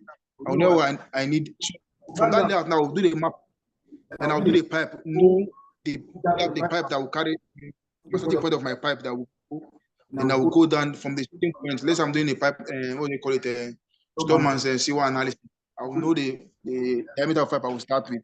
Then I will go close them up to I get to the discharge point. I will know I will discharge my distance too. It's the same. It does it as well. So what I will be giving you is that now there's a way we can do that. What I'm done with this, complete our pattern bands. We'll have the invert level of those pipes. We'll be dropping them down at various stages. 25 meter, I'll put the invert level for the pipe. The other 25 meter, I'll put the invert level. Using the gradient of the road. The gradient of the road, using that's gradient for the invert level. So the water will flow with that particular slope used for the road design as well. Like for sewer lines now, let's say this is my road now, and all my sewer lines will go down like 6 meters below this road level. Once I go 6 meters below this road level now, I'll drop it down by -6 meter. So once I excavate 6 meters down, at that point, I will have the invert level at each teenage. So they'll peg at those invert level from their blind and lay their pipe. The pipe will just follow the same slope and go connect and and those will discharge. Then you do a proper, what do they call it? The network, the proper pipe network for the listing for the road. You can do it as well, sir. Okay, thank you for the explanation. But what I'm saying is this, for like oil export pipeline or gas export pipeline, usually, when they create the alignment, they don't use they don't have any road profile on them. That's the finished road profile. They don't have it. Their reference is always to the existing road level. I mean, the existing ground level. So I'm just wondering if, although maybe with a little bit of creativity, I think it can be done, from the explanation. It's the same thing. Yes, it's the same principle. Yeah. Yes, it's the same thing. Yes. Once you go to the center line alignment, you want to where you render your pipe through. It's the same thing to us where you just bend the slope and excavate down and lay the pipes. Yes. The same thing. Yeah, that's one. Then two. I remember when you were drawing the horizontal alignment, I noticed that you used regular line to create the alignment. Then later you drew polyline on top. So can't you use instead of drawing the polyline on top? Can't you just convert that line that you drew? Can't you just convert it to polyline straight up using a polyline edit, and then you join the line instead of drawing it over? Yes, you just join everything all over again. Yes, you can do it, sir. That's what I said. I explained initially what I was doing it. I said you can use polyline p-edit command to combine it. Yes, you can do it as well. Okay, thank you. Yeah. Any other question? Yes, sir. Okay. Thank you, Junior Victor. From the lesson so far, let's assume from our center line, when you were creating center line, and let's say we have an obstruction of maybe what is it called? The electric pole or something that is interrupting with the alignment. Are we supposed to do, or we are to design and those elements, facilities should be moved out of the roadway? Which one should we follow? If it's an electric pole, you can Locate it now. Those is it. You can locate the electric poles. It's when you're having major built up, how they call it, built up area environment. You have buildings around the area, and you don't want to tamper with those. You don't have no how they call it. But if you're able to the right of way of the and you're doing your alignment, they will go because they are built up, they are built on vicinity. They know they are on the right of way, so they will go.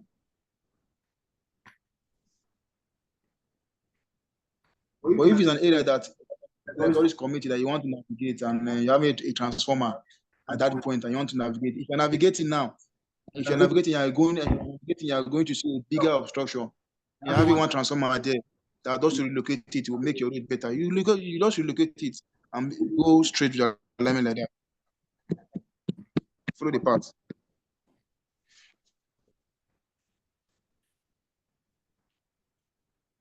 Thank you. But then, like this, I think we are still on the process of some other things that we need to know more with the design. Yeah. For example, in this simple design now, we have not talked about maybe you have a river that cross this place, or you have another road that is coming that intercepts this one, or bridge somewhere. Hello, sir. I'm hearing you. Those ones, nice. That's what I was saying. If you get my explanation initially, if peradventure you are doing a layout of the road now, call it a layout, but it's only for a layout. It's road. Definitely, you have various other roads. Let's say I'm designing a major road and I'm having a minor intersecting a major alignment. So at that point of intersection, they have to key in the same elevation. Now those go. But that point of intersection, they have to elevation at that point. The road is that intersecting the other road. So but you're having different alignments. You're having alignment 1, alignment 2. Alignment 1 might be the major road. And alignment 2 might be the one. That's how that one work for the intersection. Then for the aspect of river or bridge crossing, once you that line and you draw your center on this profile you're seeing here, it will show you that place you have that river, show you that depression where you have a river. It will show you the depression there. So you see that like a valley there on the profile to show you that okay, the bridge or the river there. But that one will be necessary.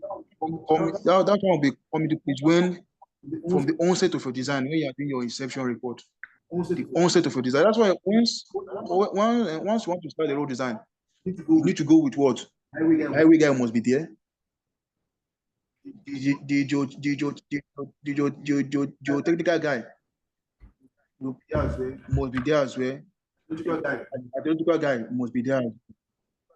Those three people there and the surveyor need to go. If it's a major project you are doing, they need to, as a team. What the function of the geotechnical engineer? The function of the geotechnical engineer at every interval. Let's say we are going at every interval, 15 interval. He's going to do a trial pit and pick soil samples. At this 50-meter interval, he's going to pick soil samples and take them to lab and test. You design your road now. You design your road and now you need down, you're having a bad soil. You're going to do a soil replacement.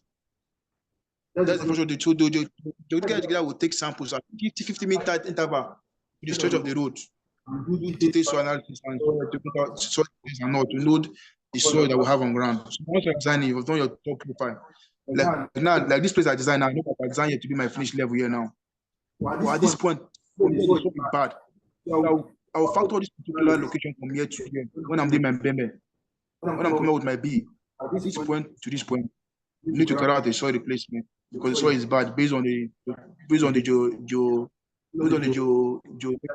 investigation of the soil. I will always do that.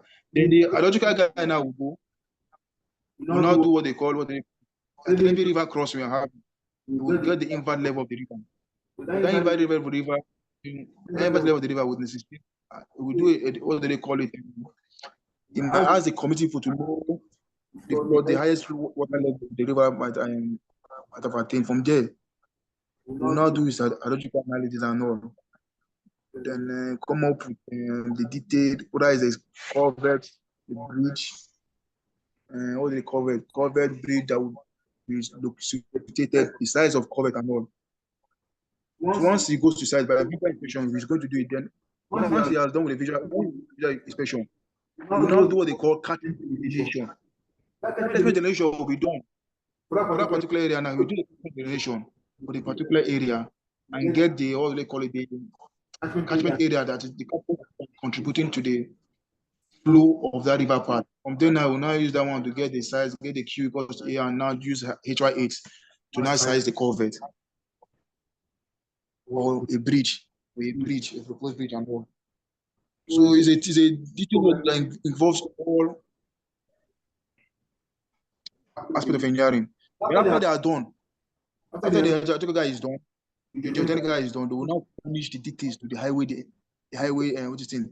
Then the structural guy is done as well, designing for structural members, like be it a culvert, design for the culvert, using the parameter, the size they have the price from the hydrological engineer. Now design for the culvert, using the edge pressure and the static pressure from the water and all, and the HB and HA loading. Get the culvert, design for the culvert. They will now furnish all the details to the highway guy. The highway guy will now present all the details, will now be itemized, do a detailed design, and now submit it to the clients. So on the profile now, let's say it's a profile now. If I'm having a culvert here now, you see, they will now show the culvert size. Let's say at this challenge, I'm having a culvert now.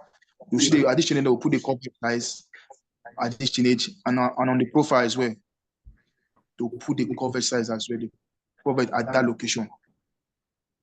So that's how it works, a detailed work.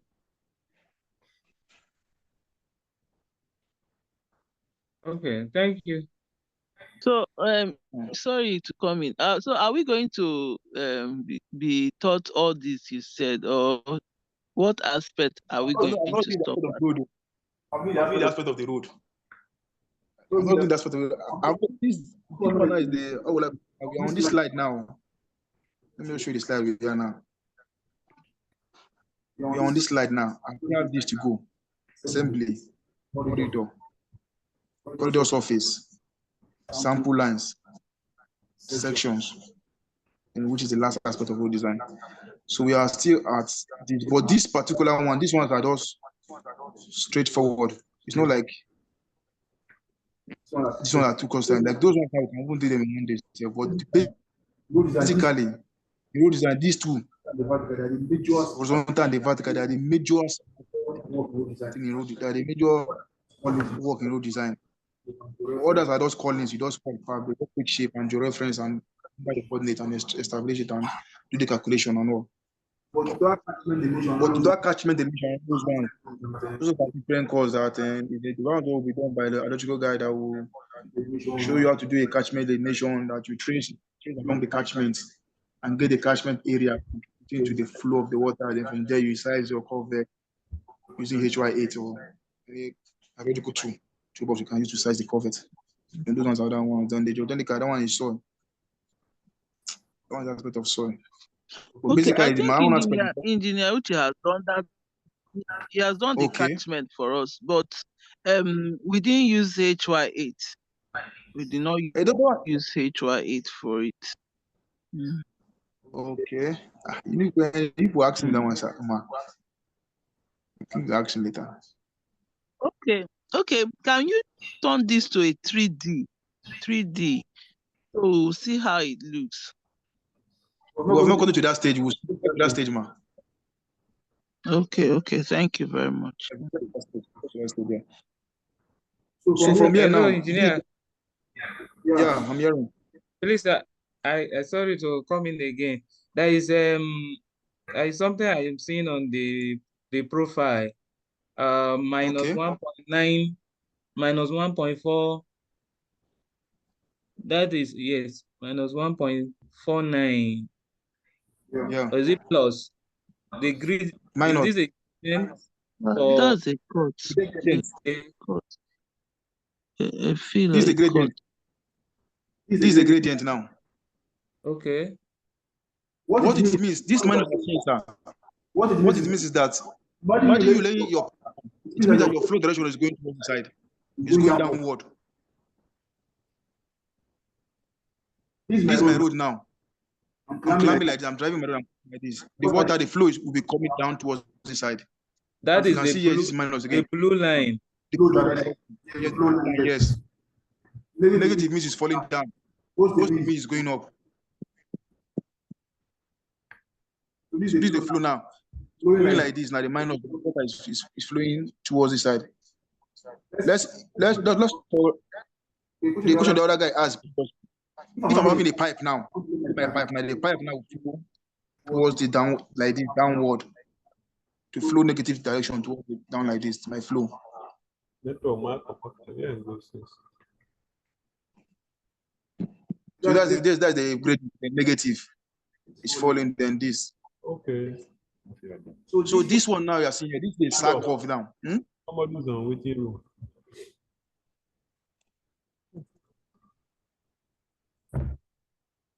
This curve you are seeing, is a sag curve. It's a sag. It's falling. It goes down and it goes. And the ones that goes up like this is a crest curve. So at this particular, if you are doing a road now, if I'm having a curve like this one, like something like this now, and explain. I'm having like this. This is my gradient coming like this, and this coming like this. At this junction now, if it's a road at this junction now, if you go to the natural ground now, let's say this is this level of my road now. This is a negative gradient coming like this. This is coming like this. So at this junction now, this junction, if you go to the road now, this might be one of the lowest points of the road. So this is the water part. So at this point now, if I'm having this coming like this and this coming like this, that's when I will now introduce what? A cross cover to take the water from here to the other side. If I'm doing my drainage. So this comes first. Then at this particular point now, there will be a culvert here that will carry the water from here coming and discharge it to the other side of the road. Maybe next week I will do a profile that has those cover, those kind of terrain, so that we'll see it. We'll see those cover locations and we'll see how to be. Can I come in? Okay. You know, in putting that, you can't say whether it's a cover because the soil, they have to carry out soil tests to know the kind of soil there. Because you might end up not using a cover. If it has a very poor capacity, you might end up putting a bridge there. That's what I'm thinking, if I'm correct. Before you locate it, if you go to the site, that's why the soil, that's why they do what they call it. You must meet the required bearing capacity that will sustain. My main vision, you will be able to know where we have a bridge when you have a culvert on the road. My main visualization, you know you have a culvert on the road.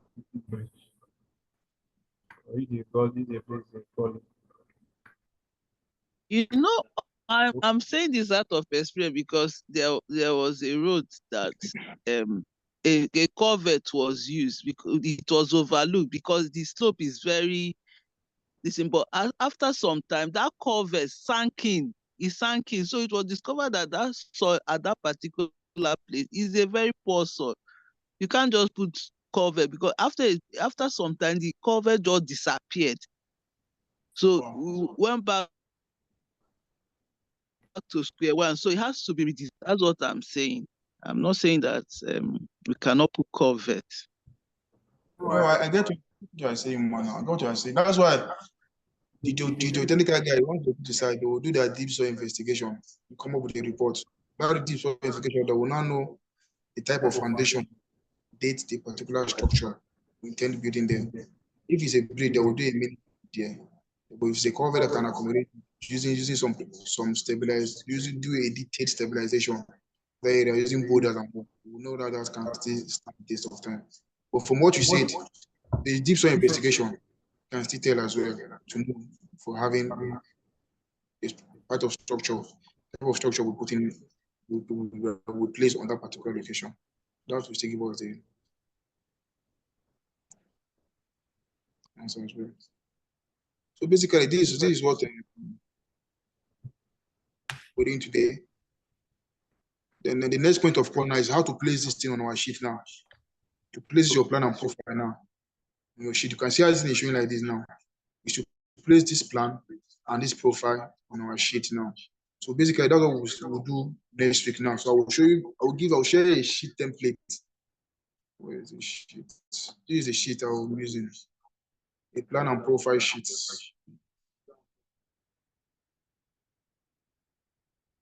So I'll share the sheet. So this is the sheet we'll be using. This is my plan and this is my profile. If you've seen your road design, so you see them, they will come out like this. You should see the plan, then you see the profile. So we'll now create our plan and the next thing we'll create the sheets. From the sheets now, we'll now do what they call data bands. So that data bands now will come out like this with this thing.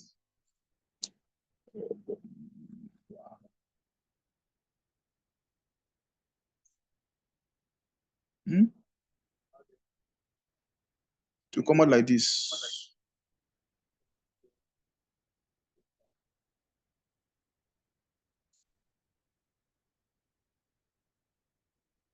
So we will not do the data bands. You can see I show you now. To come out like this, so we'll see the design elevation, we'll see the existing elevation, we'll see the cut and fill, we'll see the tonnage, we'll see the vertical geometry, we'll see the horizontal geometry, and you see the super elevation of the road, the values where the house elevation so to be shown. So now the profile will come out like this, showing us the curve perimeters, the point of intersection, the coordinates, the easterly, northerly, deflection angle, tangent length, radius, length of chord length, mid ordinate, and the E. So these are settings which I've done. I will not. These are settings as in template or settings I've done. I did detailed settings and template for them. So I will share the templates. I will share the settings, and I will share the sheets. So next week now we'll now bring out our drawing to come out to be displayed like this. This plan of profile. We have it now. The plan and profile will now come out like this. Display like this. You can see this area now, this area of court. Let's see, this is court, this field. That's what I was saying. Let it not be at a far distance. Let it be at the same. From cutting it, it's a good material. I can use it to balance up with this, to feed this a particular area as well. So we'll now do this next week. If we're done with this, then after this, you can see. You can see this particular area now. I'm having a culvert here, 2-cell ring culvert. So this culvert size has been done by the electrical engineer and sent to me.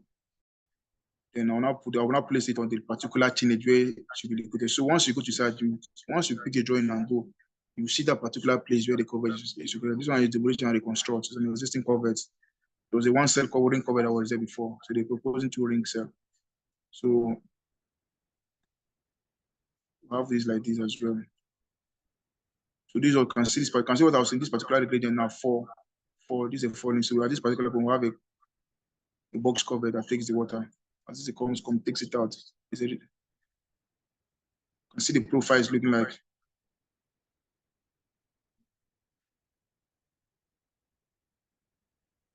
So the same thing with this, all this.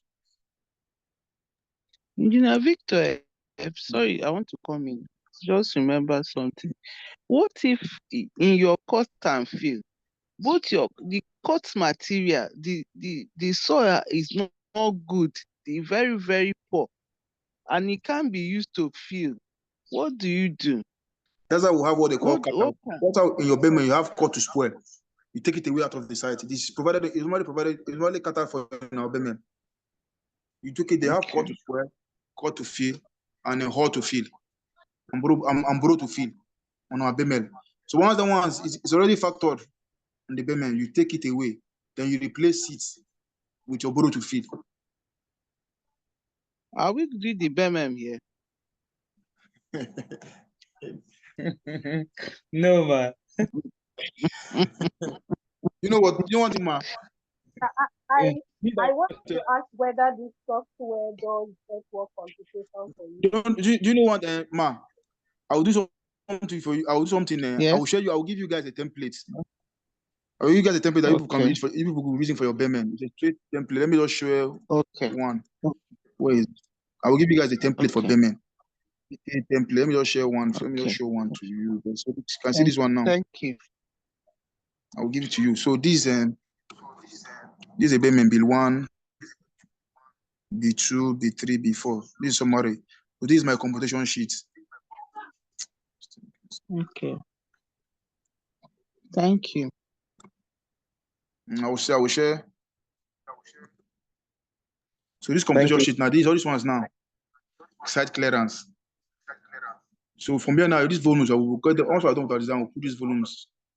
Then we'll do B2, cohort and all. I will share these things, I'll share this template to you guys. Then all these ones. Computation B3. Then So this you have to generate it yourself. The software doesn't generate the export volumes for you. cut and fill bar. So this template I'll share with you guys. I'm hearing, but it's faint. So this is before. No, you have to generate it yourself for the software. I don't think the software does this. Can you hear me? Which one?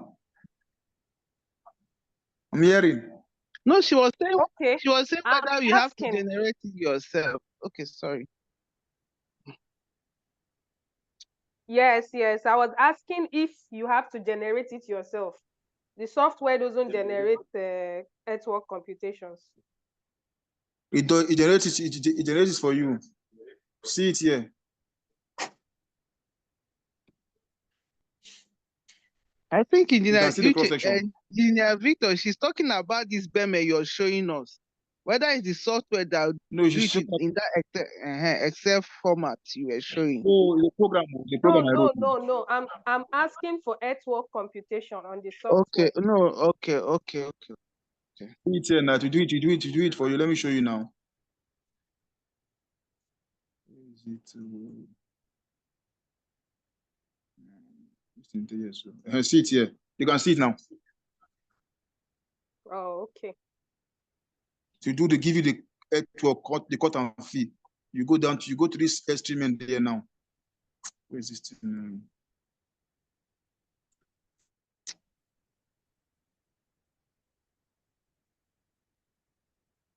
You go to this one now and pick the instrument, these two, cumulative fee volume and cumulative cut volume, and use it for your network computation and distribute them evenly on your payment here. It's okay. Thank you. Yeah. So by next week, we'll be doing what all these things I just showed now. We'll do that. We'll do this create these data bands. Then do this cross section. This cross section you're seeing here now. We'll do the cross section as well next week.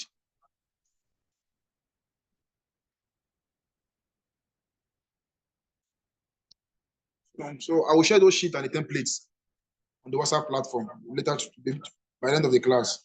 So next week we'll make use of them.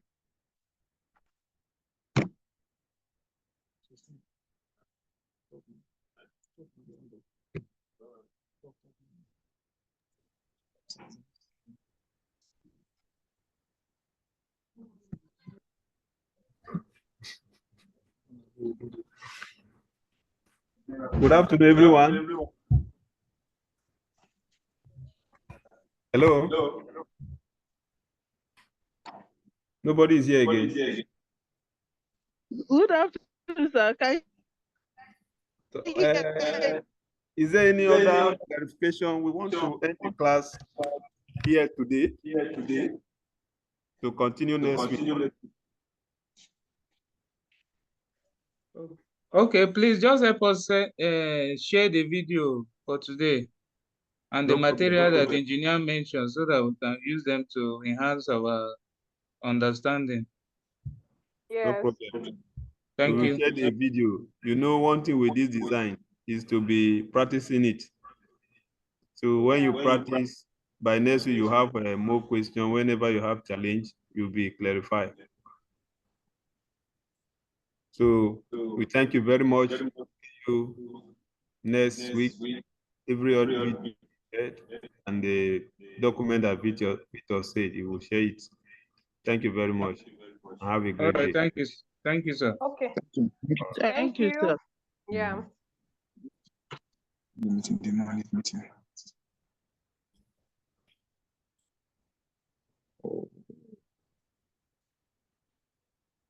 Don't finish.